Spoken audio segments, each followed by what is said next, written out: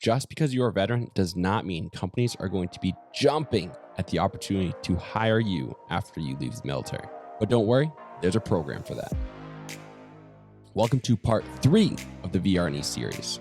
Today, we're going to talk about VR&E and specifically the Rapid Access to Employment track. If you want to follow an employment path that uses your existing skill set, the Rapid Access to Employment track can help you with your job search. This track is for veterans who already have skills that they want to parlay into a civilian career, whether this be by means of turning your military occupation into a civilian occupation, or if you are gangster enough to finish your degree while on active duty, you can now use those skills and that education to find your way into civilian careers. In addition to the VR&E requirements of a 10% VA rating or more and a non-dishonorable discharge, you must have the following in order to be eligible for this track. You must have an employment handicap or barrier and are enrolled in VR&E and already have experience, education, or training in the field of your interest. Let's talk about the benefits available to you while you are in the Rapid Access to Employment track. This track specifically can help you with tools to help you with your job search, professional or vocational counseling, help with writing your resume and preparing for interviews, and help determining if you are eligible for veterans preference. Now, before you leave and think that this is some bullcrap benefit that you don't actually need, hear me out. Let's be real. TAPS and other transition seminars do not adequately prepare you for a civilian transition.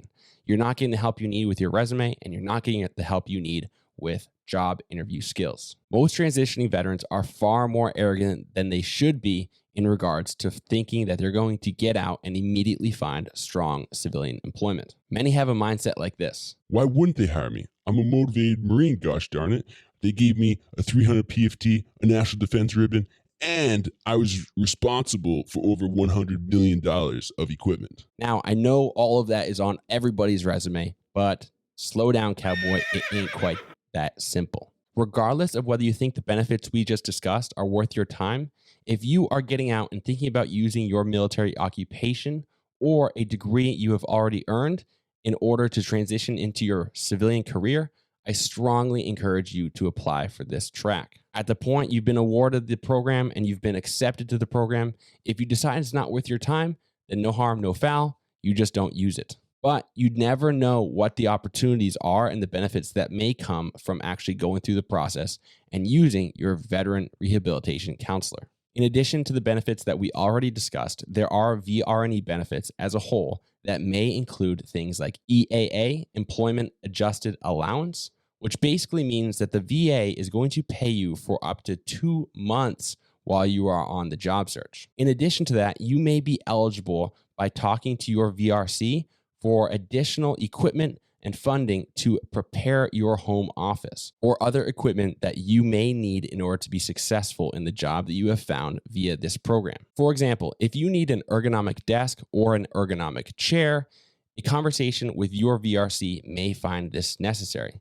Most companies, when you get hired and start working a at-home job, they are not going to provide you with all the trinkets you need in your home office. Sure, they'll give you a computer, but they'll expect most people to sit on their couch or at their dining room table.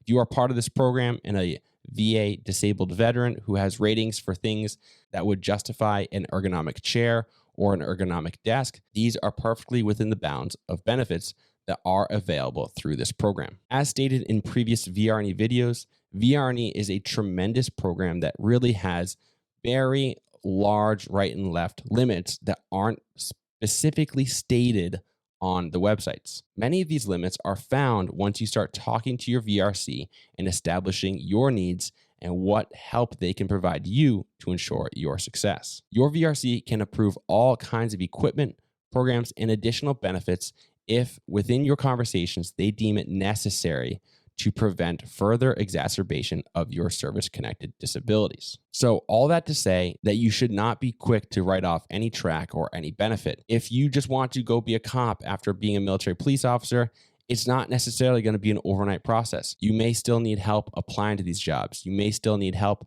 floating yourself while you are applying to these jobs. And things like EAA may be able to carry you through that application process. There's so much more to the VR&E program, and I've already made a couple videos on it. So definitely check out that playlist here, and I will see you guys next week. Peace.